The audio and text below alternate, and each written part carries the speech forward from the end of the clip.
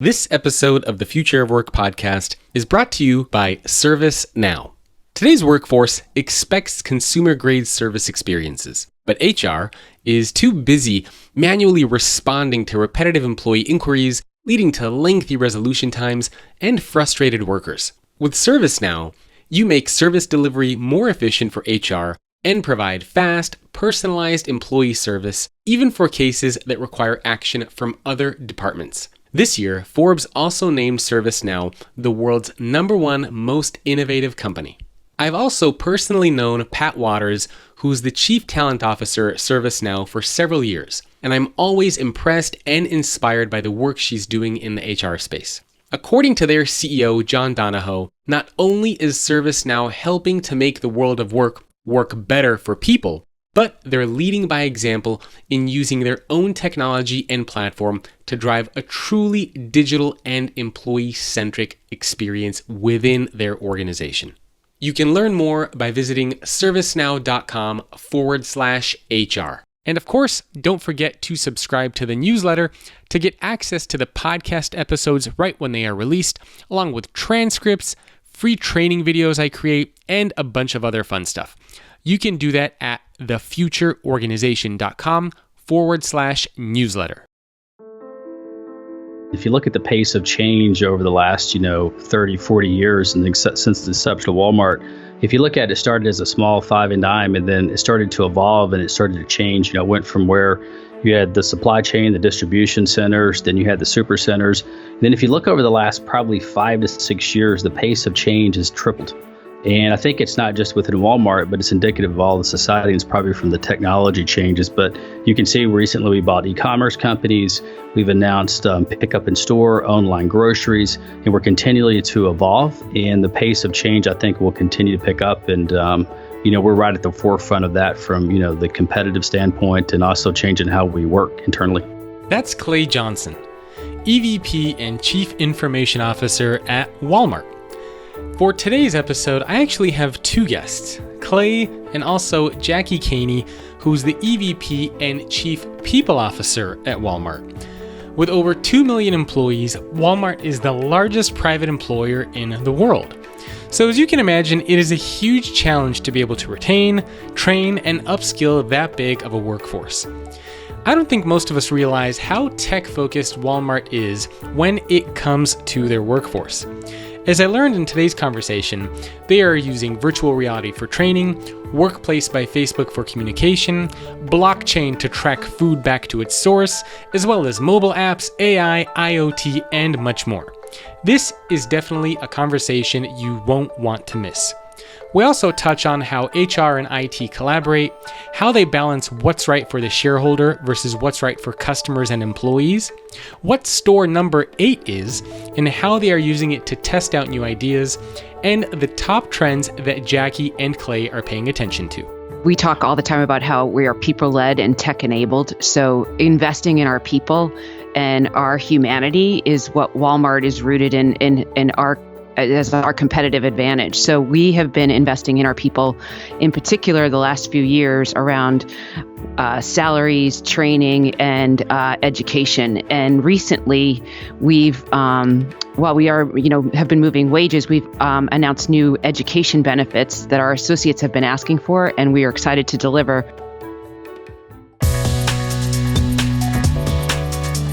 This is Jacob Morgan, best-selling author, speaker, and futurist. Welcome to the Future of Work podcast, where every week I speak with C-level executives, business leaders, and authors to explore how the workplace is changing and what the future of work is going to look like. The goal of this show is to give you the insights, the ideas, and the inspiration to help future-proof your career and your organization. If you want to get access to more content, such as podcast transcriptions and information on working with me or having me keynote your next event, you can visit thefutureorganization.com. If you get a few seconds, please rate the podcast on iTunes or whatever your preferred channel is. It really helps the show, and I personally appreciate it since the podcast does take quite a bit of effort to produce. In case you are interested in sponsoring the podcast or working with me, my email is jacob@ thefutureorganization.com. Lastly, I launched a new community called The Future If, which is a network of business leaders, authors, and futurists, some of whom are podcast guests, who explore what our future can look like if certain technologies, ideas, approaches, and trends actually happen. Each week, we explore a new topic, which ranges from autonomous vehicles, AI and automation, leadership and management, biohacking, and anything and everything in between. If you want help figuring out hype from reality and are interested in having deeper conversations about the future, then I encourage you to visit thefutureif.com. Thanks for coming along on this journey, and I hope you enjoy the Future of Work podcast. Hello, everyone. Welcome to another episode of the Future of Work podcast. My guests today are Jackie Canny, Executive Vice President and Chief People Officer of Walmart, and Clay Johnson, Executive Vice President and Chief Information Officer at Walmart. And this is the first time on the podcast where I've been able to get a Chief People Officer and a Chief Information Officer together. So Jackie and Clay, thank you both for agreeing to be guests. Thank you for having us. Thank you, Jacob. So much to talk about, so many questions that I have for you guys, and I'm sure listeners do as well. But before we jump into all of that fun stuff, why don't we start with a bit of background information about each of you? And maybe you can start with just kind of what you guys are responsible for at Walmart. And what does a typical day look like for you there? I'd be happy to start, Clay. So I've been with Walmart 3.5 years, and it's been an amazing experience every day. I learn every day here. But what I'm most focused on is the development, the retention, the rewarding of our associates. And we have over 2 million of them globally. So you can imagine every day how much of a challenge and how much excitement we have to focus on our people. And just to repeat that, you said you have 2 million associates. We do. Okay, that just so people can get some context under the size of Walmart. And I believe by revenue, you guys are the world's largest employer. And as far as headcount, I think the only organization out there that is larger than yours is the People's Republic of China, from what I recall, if I read correctly on Wikipedia. I think you're right. Yeah, so it's you guys are dealing with scale that probably no other organization on planet Earth has to deal with. Yes, I agree. That's why it's great to have a partner with Clay. Yeah, exactly. So Clay, maybe a little bit of background about you. Yeah, my name's Clay Johnson. I joined Walmart about 18 months ago, and it's a neat combination of my roles. So I have the technology, but also the shared services for the company. So the idea is to put those two together to create a lot more productivity and automation, and then obviously partnering with Jackie through a lot of the transformation that we're doing across the people space and really across the company. She's talking about the 2 million associates we have around the globe. We're really creating a lot more productivity in a digital workforce across the world. Very cool. And then maybe you guys can talk about how Walmart as an organization is evolving. So when you think about how Walmart was created with Sam Walton, he used to walk around with the little yellow notepad to take notes and implement those ideas and talk to customers. And here we are several decades later. How is Walmart as an organization evolving? Our CEO, Doug McMillon, just had an analyst day a couple of weeks ago where we talked a little bit about this with our analysts. And the thing that is important to our company is that we have our purpose. And that came from Sam. Sam absolutely said, save people money so we can live better. And that is, no matter where you are in the world, all of our associates are dedicated and focused to that. We also have our 4 core values that we also believe to be timeless. And what Doug and the executive team plus the board do with our values and our purpose is then create pillars of focus. And right now, a very key focus is making life easier for busy families. So you can imagine offerings like online grocery. So people want to shop however they want to shop. It could be online, it could be in the store, it could be both in a couple of days. And we have to be the retailer that customers choose for that. And you can see how starting as a brick and mortar, we had to evolve so that we could be viewed as the omni retailer. And there's other pillars that Doug's created, but another one that my team and Clay's team particularly.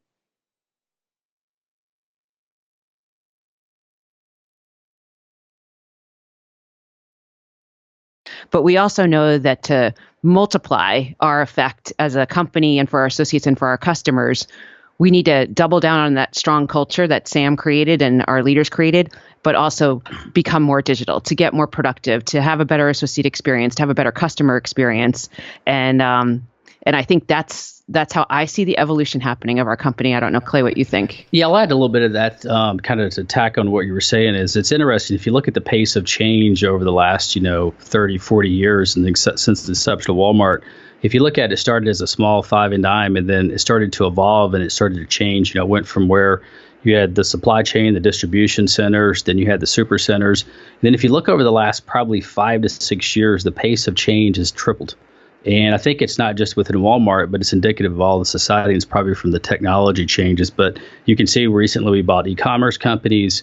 We've announced pickup in store, online groceries, and we're continually to evolve. And the pace of change, I think, will continue to pick up. And, we're right at the forefront of that from, the competitive standpoint and also changing how we work internally.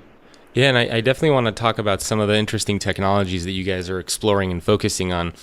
But maybe before we jump to the technology, we can touch on the people side. And so, Jackie, I'm really curious to hear your perspective, and Clay, yours as well, on how the way that you think about people and skills and training is evolving. Because with 2 million associates, you guys have more employees than any other company on planet Earth. And how do you think about skilling and training and retraining and upskilling? I would imagine it's quite a daunting task.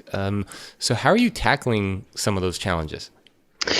We talk all the time about how we are people-led and tech-enabled. So investing in our people and our humanity is what Walmart is rooted in our as our competitive advantage. So we have been investing in our people, in particular the last few years, around salaries, training, and education. And recently, we've while we are, have been moving wages, we've announced new education benefits that our associates have been asking for, and we are excited to deliver.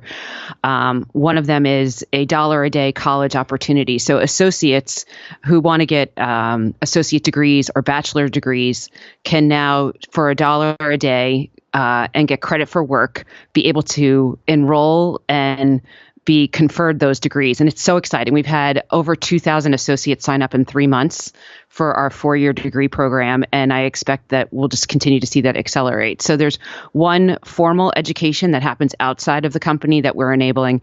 The second is, as Clay was saying, the industry is changing, we're changing, and our associates need to know how to do their jobs, the new jobs, in these more productive ways. We have created in-house training called academies, and we have about 200 of them in the United States. We have some others outside of the United States where we're teaching our associates retail fundamentals, leadership skills, and frankly, they're gaining a lot more confidence so that when they go back to the store or working and practicing on the floor, they are serving customers better. So we're seeing our results go up, our financial, our company results go up too. So investing in our associates in education has been something we've spent a lot of time on, and I'm really proud of the work we're doing. The other area that we've invested in is benefits. So we've moved frontline associate maternity, paternity, and an adoption offering just this past fiscal year. And again, receiving some pretty amazing feedback from our associates about how much they appreciate that. It's an exciting time.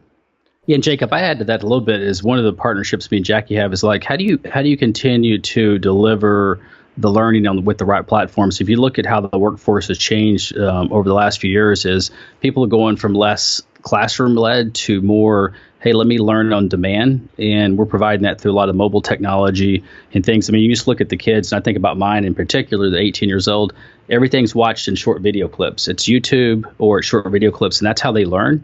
And I think we're starting to make sure that's infused in our workforce too, is providing all those avenues so people can really continue with the digital upskilling that we're doing across the company. That actually reminded me of one thing about the academies, where they're all wired so that we can change content really quickly.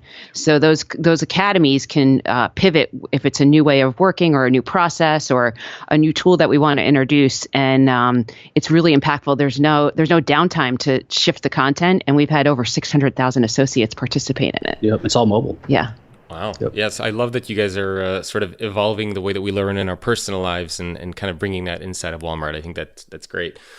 You talked a little bit about new jobs and skills. So I'm kind of curious, what are some of the new jobs or skills that you guys are identifying as being important at Walmart? Do you already have some new jobs that you're starting to create or are thinking about? Are there any new skills that you identified that will be important for employees at Walmart in the future? Yeah, we have been creating new jobs that have been, that we've been training and working with our current associates to take on. And those jobs are around the strategy. So when Clay talked about online grocery, we didn't have personal shoppers or associates focused on that offering just about 18 to 24 months ago. And now we have over 60,000 associates in these new jobs that didn't exist before, and it's just continuing to see how the offerings for customers develop and how we're having our associates learn those jobs and get excited about it because our customers love those offerings. It's a really fun thing to see. The thing we do talk about some skills though that happen that we need across the company that are not necessarily tied to specific jobs, and there are 5 of them that we talk a lot about. One is digital literacy. The second is data-driven decision making.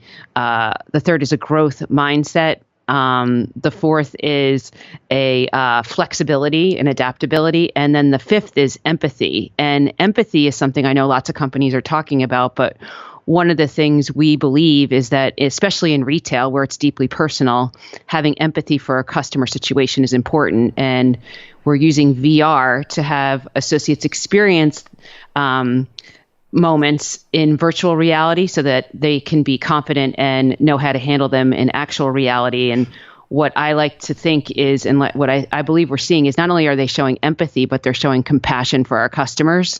And there's so many examples. One of them is around this grocery pickup where on Mother's Day, our associates put Mother's Day cards into the grocery bags of the moms who were picking up their groceries that day. And that was something that was initiated from, the grassroots, thinking about what a mom might like. And we've gotten feedback from customers saying from many of them that might have been the only Mother's Day card that they got. So it's the humanity in those 5 capabilities that I think are separating us too. Yeah, I love those capabilities in there. Growth mindset, empathy, these are all fantastic things that I keep hearing from executives that I interview are also very important. So I'm glad that you guys are implementing those. Clay, sorry, you were going to say something?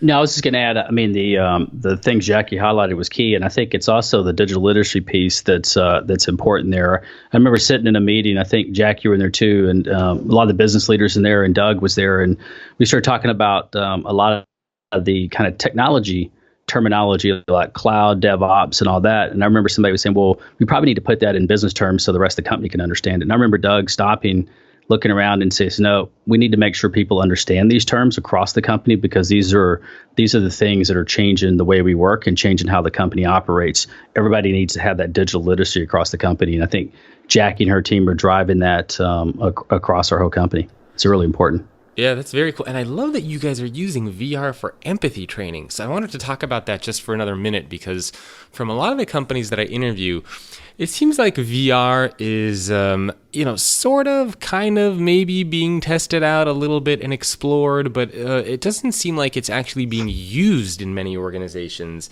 So maybe you can talk a little bit about how the empathy training works for VR. Do the employees just kind of go through that scenario and kind of act it out and see it so that they know what it feels like? We have we recently announced we're putting 17,000 devices in the stores in the U.S. So we're going using VR really pretty deeply. I do think it's a amazing tool for training that more companies, I believe, likely will pick up too. But when you think about the interaction you have with customers, and one other thing to note, a week we have 260 million transactions. They can be online or in store. So there's a lot of activity happening. And if you can give the associate the experience of interacting with a customer before they have to, it really does provide confidence and builds up the acumen. So we have VR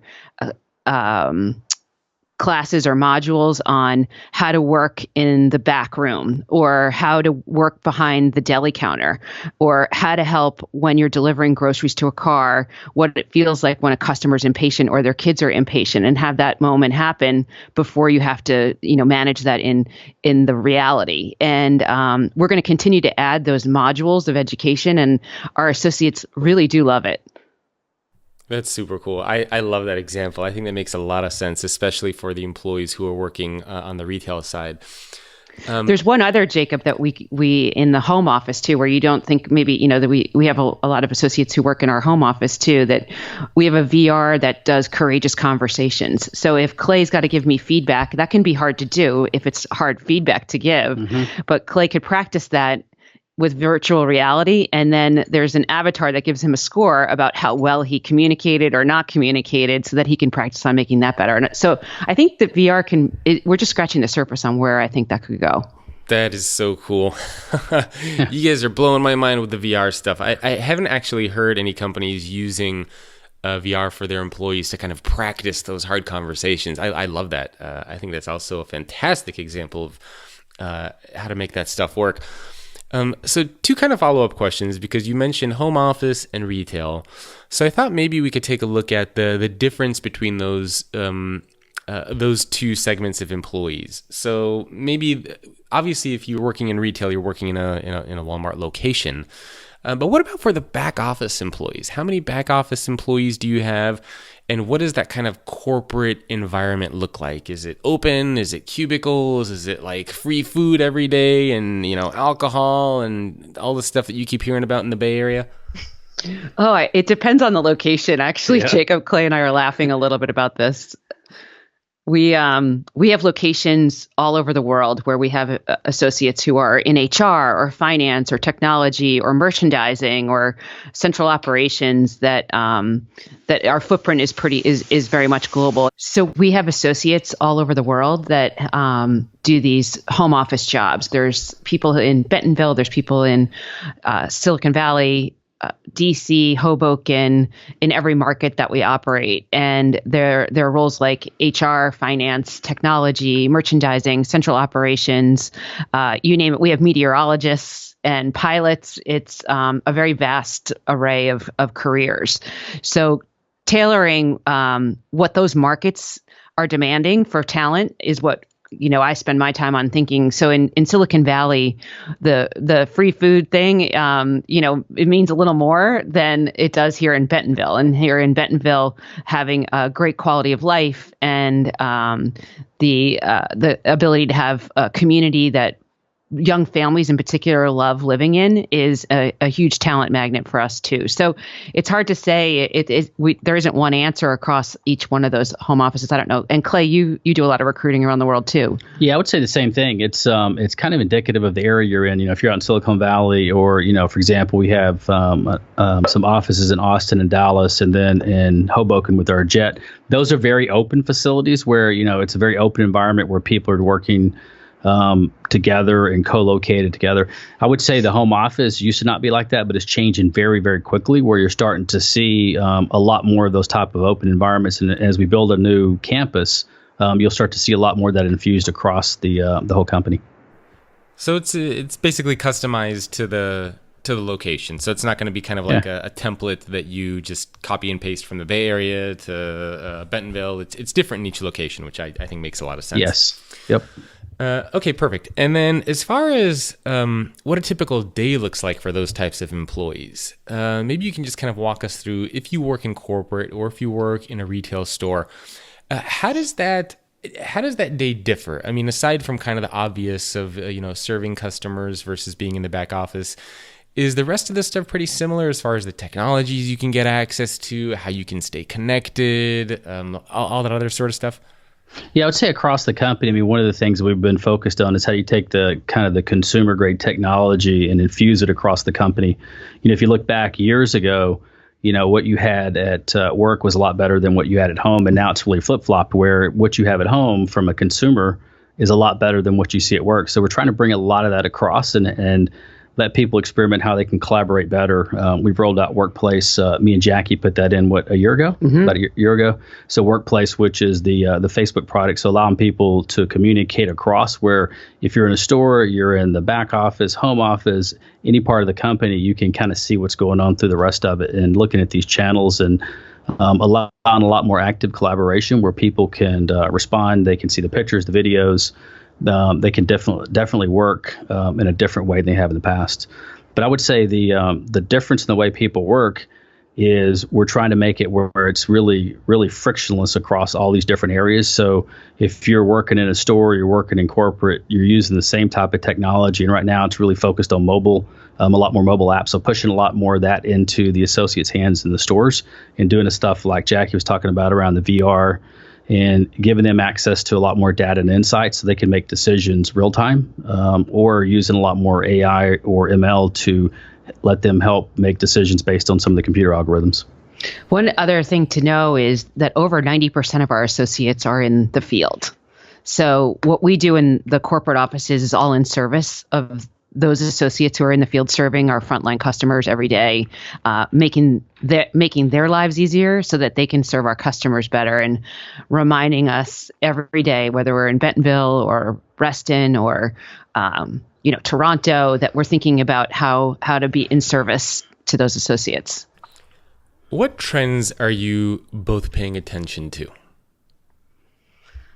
I feel like we can't learn enough about AI and machine learning and how to continue to use those tools, those technology, those emerging techs. And I guess they're not so emerging anymore, right? They're here to make our work easier, more productive, and in that way, delivering more for our customers. That I spend a lot of my time reading about that, and Clay and I often share lots of articles on this. Yep. And I always think about the Jacob, the trends, and I put them in kind of some buckets. I always think about the people and how do you look at from an organization, location, strategy standpoint. And that's where me and Jackie partner a lot together. Then you think about the technology, right? Every year there's some kind of new trend that pops up, and sometimes you got to separate hype from reality and making sure that the trends you're looking at are the right ones.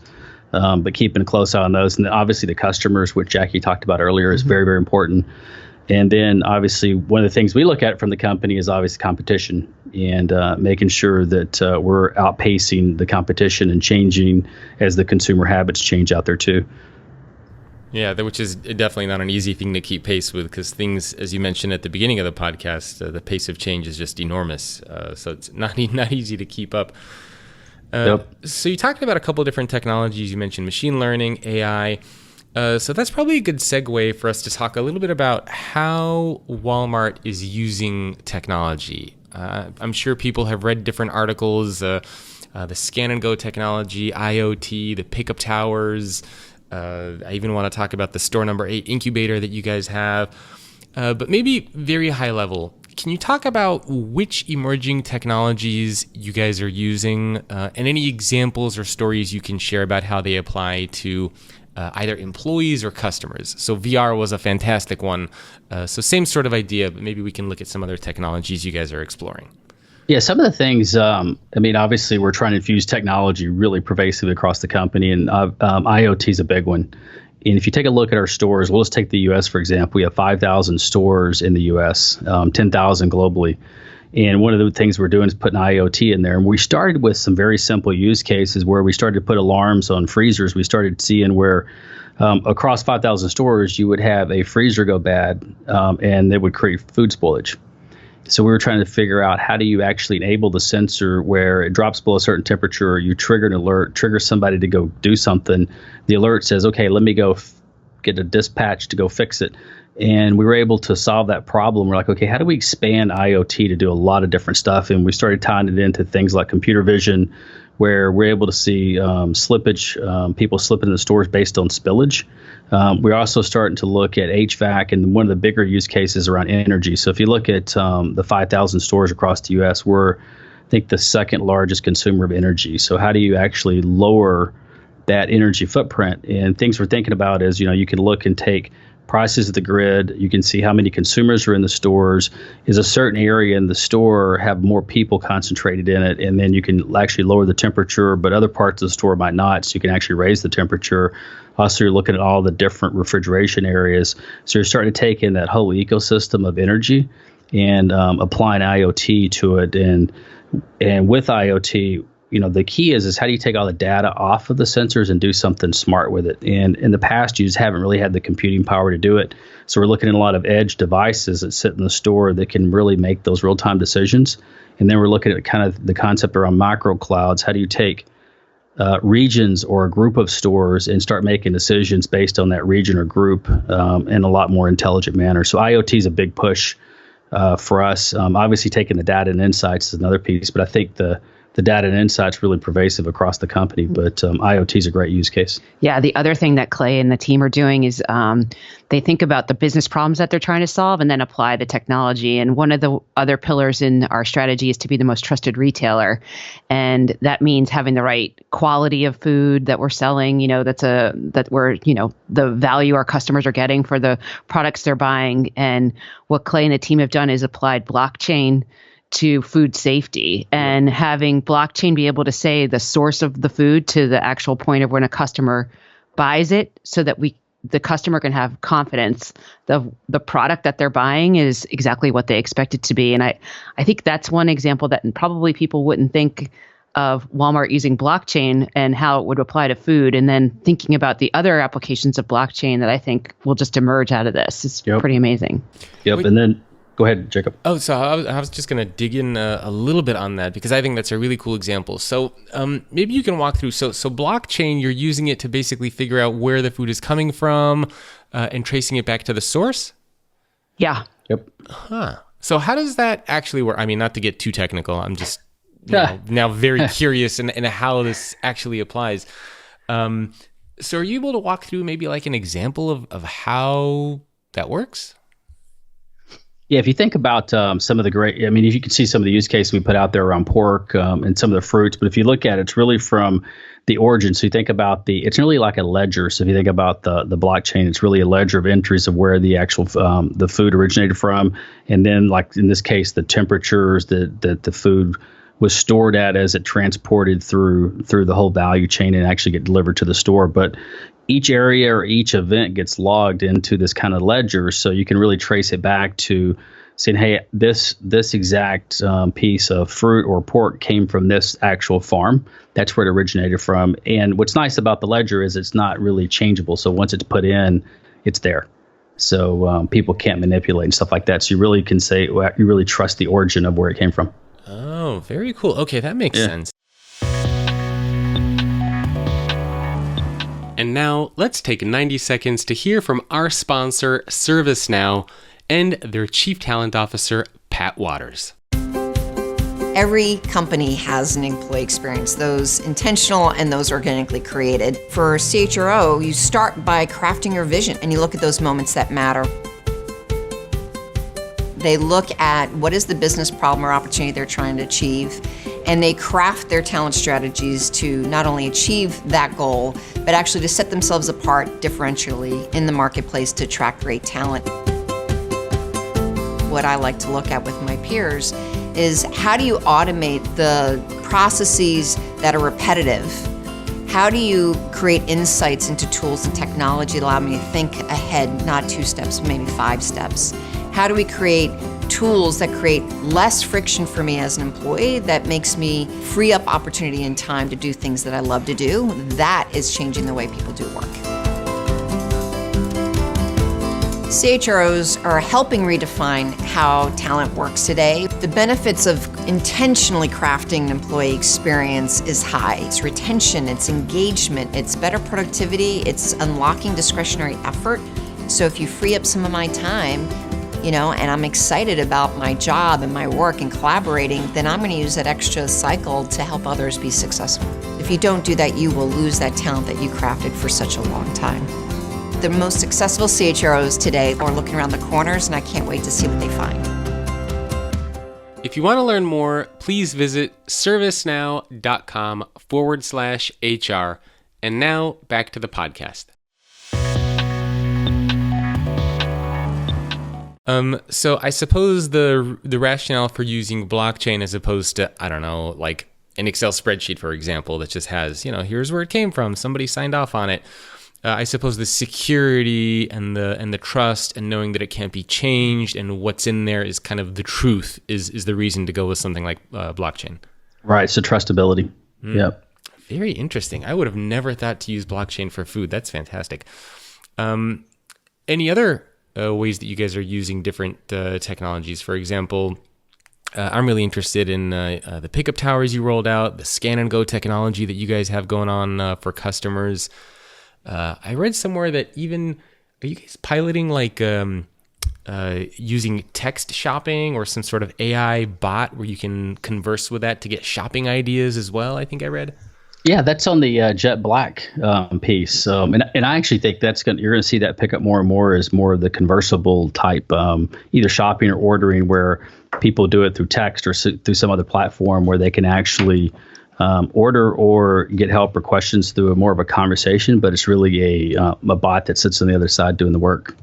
We recently had an example where I was sitting with Mark Laurie, who runs our e-commerce business, and someone on his team had a surgery. So I said, we got to send her a get well gift.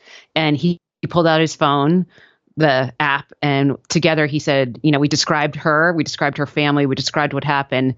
And the text came back with, here's 4 options, price points, examples, why they recommended what they recommended. And it was the easiest. It was amazing. It was amazing. And she liked the gift. That's even better. Huh. That's pretty cool. How do you guys think that's going to change in the future? So, I mean, if you were to think of Walmart in another 5 years, 10 years, I don't know, even 15 years, with all these different technologies that you guys are implementing and rolling out and thinking about, do you see or have an idea of what you would like Walmart to become on the employee side and on the customer side in maybe the next 5 to 10 years?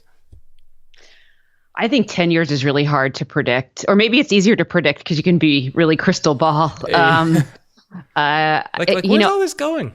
Yeah, I think what we're doing right now is we're walking our way or running our way into those next 10 years. And that's what's been pretty cool over the last 3 years, is to watch how much change and how much experimentation we've been doing in the stores or in the home office to change how we work to become more digital, but all in service to the customer. So I think in the next 5 or 10 years, it's going to still remain being about the customer. I know it will be remaining about the customer. So what's their experience? What's the experience in a store? Because the store will still be there, and the store will be an amazing opportunity for us to have this vast real estate footprint where people want to go and they want to shop. But the store will also become, Greg Foran talks about more, they'll have the fulfillment center capabilities too. So we'll pivot where the experience has to be great, and then the services have to be great, so that if you just want to run in, go to a pickup tower, pick up your diapers, and then leave, you can make that happen. If you want to get at your groceries because you're having, a family gathering tomorrow, and you're going to swing by after soccer, that someone will put it in your car, and then you're going to have the opportunity where I want to go in the store because I need to look around. I don't really know what I want, and I enjoy that experience. And those all have to be incredibly relevant and incredibly impactful, so that we, still be the strong retailer that we are. And I think with that, though, our associates are going to continue to evolve their capabilities to deliver on all those different ways of shopping. And as I said, we're walking our way into that right now, and I expect you'll just see more of it from Walmart. Right. And I would add, Jacob, that Jackie said it well. It's like it's hard to predict 10 years from now because the pace of change, as I mentioned earlier, from technologies happening so fast, where, 20 years ago it was easier to predict what 5 years would look like. 2 years ago, it'd be hard to predict that, we're looking at with all the VR where it is today with AI and all the analytics and the actual compute power to do it. I think you're going to see, we spend a lot of time with startups, either from Silicon Valley, a lot from Israel, and you can start to see a glimpse in the future when you spend some time with these startups. You're starting to see a lot more around image-based search. You're starting to see a lot more around conversation, a lot more around augmented reality, virtual reality. So you're starting to see that become where today it's more of a bolt-on to the product. Now it's becoming more part of your core product, where all that's just built into the product going forward versus after the fact. Yeah, I think it'll, you're right, the 10 years is very hard to kind of predict. But it'll be interesting. I mean, I'm personally very curious to see how you guys are going to evolve as an organization in the next 5 to 10 years. And I'm sure a lot of people will be looking towards Walmart as the world's largest employer. I wanted to backtrack a little bit to some of the things that we talked about earlier around training and reskilling. And I was hoping you might be able to walk us through kind of, let's say I'm an employee at Walmart and I work in one of the retail stores here in the Bay Area. And let's say as an employee, I want to learn something new. So is it a matter of just me taking out my phone, opening up a special app that you guys have, and then it teaches me stuff? Or how does the practical side, the logistical side of learning something new inside of Walmart work for a retail employee? Yeah, I'll start with that, Jacob, and then let Jackie chime in here. One of the things you just noticed we implemented was what we call BYOD at work, bring your own device. So we're actually allowing all the associates across the company access to mobile, so they can bring their personal phones into work and also have access to any kind of the work content. So if you're across the floor, wherever you may be, you can access all types of training content, just like you were if you were sitting at a desk. And the idea is to create more productivity and allow people to learn in a lot of different ways. As we were talking earlier, is how do you make sure that you're changing your training and reskilling of the associates across the globe? Make sure you're keeping up with the latest technology, the latest demands, and the latest way people learn. But you want to add some of that, Jackie? I know you're looking at a lot of that too. We're very moved to mobile first. So one of the things that we recently announced is a game that it's on the App Store. It's called Spark City that anybody can actually play. Jacob, you could go go download it from the Apple Store or the App Store and do it. And it's the gamifying of how to run a store. And so associates who want to become, people who want to become associates can do that before they even work one day at Walmart. And then we have other trainings, the pathways that is a very entry level experience that is also mobile, and then academies, as I said before, is all from the cloud. It's all streaming basically, and available to our associates on their devices. And then the more senior you get, the more I would say the more senior you get, the more work we probably have to do in creating a mobile learning experience. Yep. But I think that's the fun challenge that Clay and I will be working on next. And I love Jackie's gamify thing. I mean, it's actually hard. Like you get in, it's like, wow, this is actually really hard to go do, like run a store and do all this. But you get to see it firsthand, and you get to experience it in a different way than you would have in the past. I suppose I would imagine you guys don't do company-wide offsite for 2 million people. take over a city or an island or a state somewhere and just get all 2 million people on there. But I imagine you do smaller offsites, right? Do you do bringing kind of people together, doing those trainings in person as well? Yeah, we do. There's a lot of that. Lifelong learning is a core. I think at the heart of our company. So we do have offsites. There's offsites that happen at the store manager level. There's offsites that happen at our team level. Clay and I have them together. And I could speak from my own, thinking about my own team. Our offsites are generally focused on getting, what are our priorities and checking in on them, but what's the new learnings that we want to have, or what's the experiences we want to have as a team. And I think that it's just continuing to push us to be more innovative, to be a team too, right? There's the camaraderie that an offsite brings that's important as much as I think, the day to day. Yeah. And if you look at the big businesses like Greg Foran's in the US and then John Furner's for Sam's, they bring a big bit of those teams together in different venues throughout the year, and they have kind of one big event. Now, for the US, it's not all 1 million people coming, but they selectively choose different people every year to be able to participate in the event. But it's pretty big. I mean, I would say there's thousands of people that come to get together. Yeah. That really focuses on the company, the camaraderie, and the value and cultures of the company too.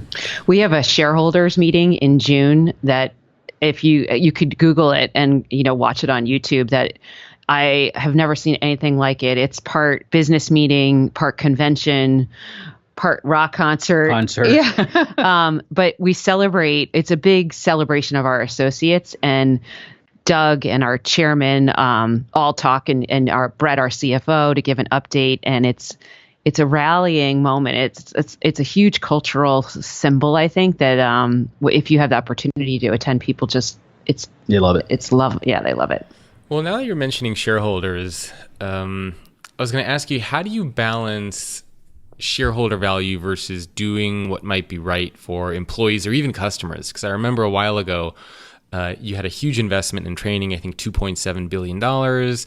And, maybe the stock market didn't really love that you guys were investing in that. And this is a challenge for a lot of big companies. I know Unilever is challenged with this all the time. Salesforce is challenged with this all the time. How do you balance making the investments in people with also trying to balance what Wall Street wants? And do you think we'll ever get to a point where it won't be that kind of attention, and maybe doing the right thing will be more valuable?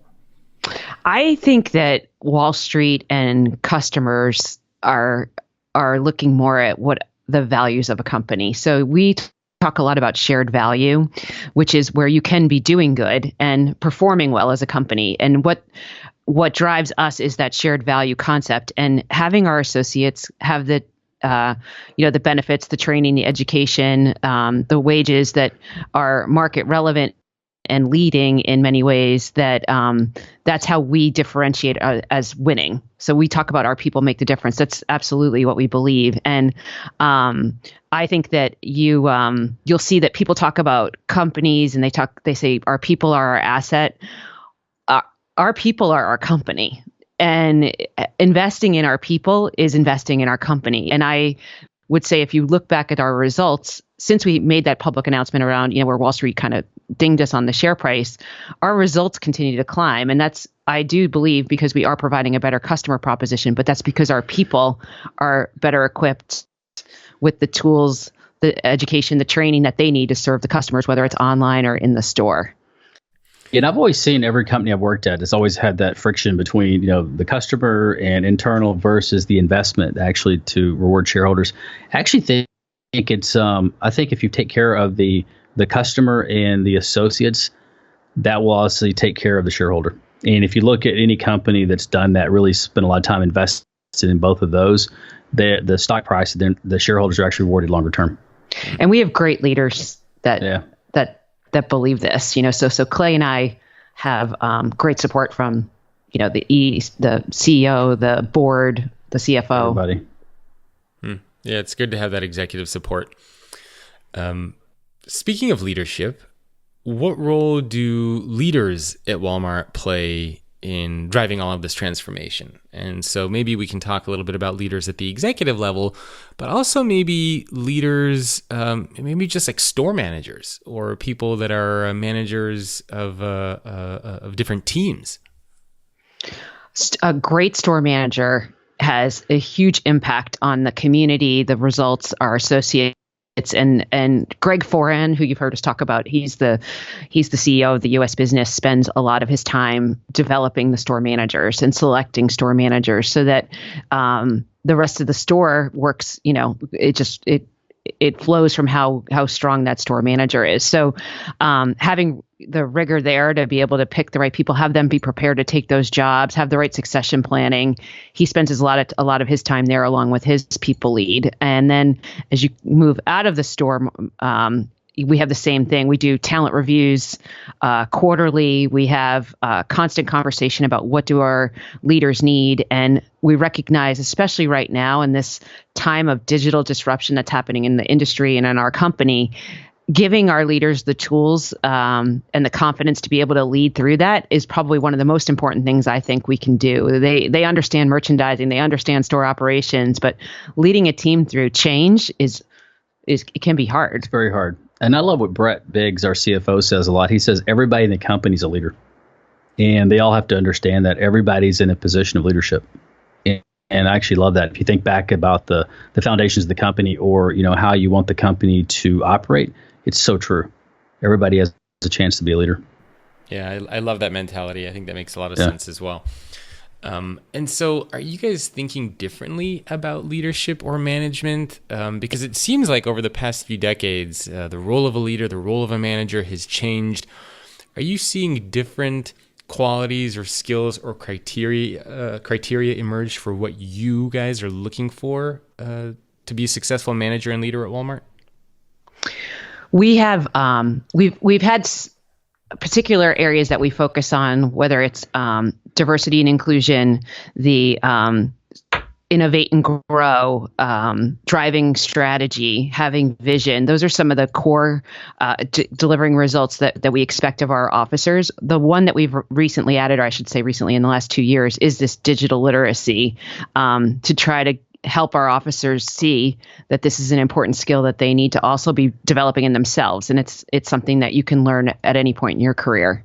Yeah, and it's me and Jackie's put a lot of, we've really pivoted a lot of the organizations to more of a product model. And so people run it more DevOps and Agile. And if you look at how those teams operate, the leader, or it used to be the manager, is completely different. It's where they're running different teams, and they're acting in more of a leadership capacity versus a management capacity, or just managing the team, where there's a lot more self-management, and you're providing a lot of the leadership from the kind of the product model DevOps way of working. Yeah, that's a really good, it's more coach than leader, right? Yeah, it really is, yeah. Yeah, kind of the mentoring coaching aspect, which is great.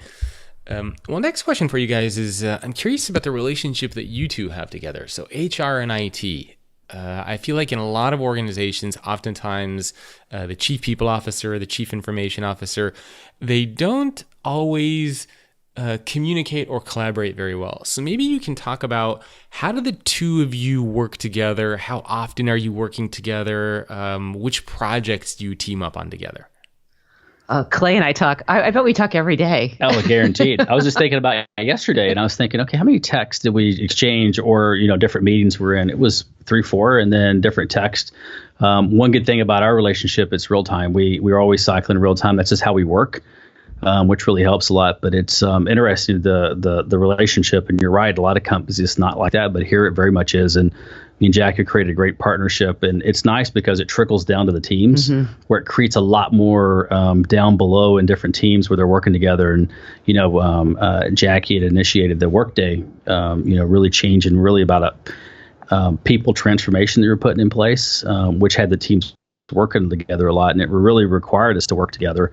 And it's just really continued through that relationship. I actually think it's great, and us two together can really make an impact to the company through a lot of different venues. I think that the Clay and the way that Clay is run this organization too, I look at what HR has to deliver, or the people team, and it's we have some pretty strategic things that we're trying to get done, but the fundamentals of how you hire, develop, train, how Clay can bring that to life in a digital way. He's like the magician for HR. It really is a partnership. And when we talked about implementing Workday here, we didn't want to talk about the tool of implementing Workday. No, they're a great company and a great product, but we wanted it to be focused on the people transformation and people modernization. And Clay's team helped pick that up and drive it so that it was about transforming processes and making them more streamlined, and making sure the associate experience was going to be consumer grade and really easy and intuitive to use. And people backed off of what were the tools and all that. Because as in a legacy company, you can imagine we aren't digitally native born. So there's lots of legacy systems that Clay's team has to work through to make those experiences really consumer grade. And I think the focus on product, making sure those products were delivered that way, is why we had a really successful implementation recently. Yep. Yeah, and I love that you talk about consumer grade. I write a lot about that in my most recent book on employee experience. I talk a lot about consumer grade technology. So I love that you guys are, it seems like, really emphasizing the employee experience inside of Walmart, which is great. How big are your teams? If you count the field HR, which, you think about in the stores and in the markets, it's well over 10,000 people that are serving people related functions in our global footprint. Yep. Okay. Yeah, and if you look at the piece that I have, so the technology and shared services piece, a little over 12,000, but that's a global view. Wow. So your individual teams are bigger than actually a lot of companies that are out there.